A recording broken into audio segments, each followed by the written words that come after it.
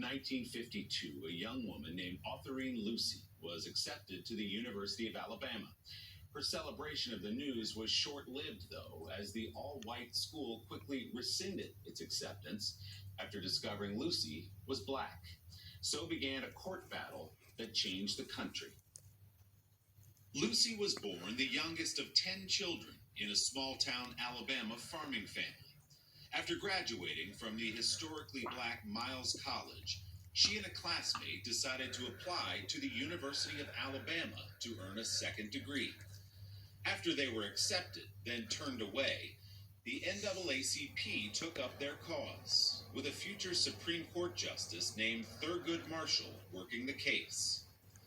In 1955, a year after Brown versus the Board of Education desegregated public schools, a federal judge ruled the university could not discriminate against Lucy. The Supreme Court upheld that ruling the next year, and Lucy showed up for class on February 3rd, 1956.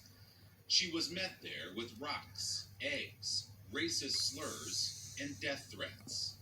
After just 3 days, the university suspended Lucy for her own safety, school officials said. Then she was expelled. Shortly after, she married and moved to Texas. Lucy's experience energized the civil rights movement, with Martin Luther King Jr. telling her story from the pulpit.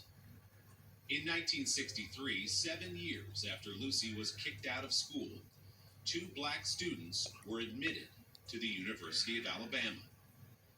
Decades later, Lucy returned to campus, earning a master's degree in education in 1992. Today, her portrait hangs in the Student Union. The university's clock tower bears her name. And just last week, Lucy was present when the main building at the College of Education was renamed for her, replacing the name of a former Alabama governor and member of the Ku Klux Klan. Love will take care of everything in our world, don't you think?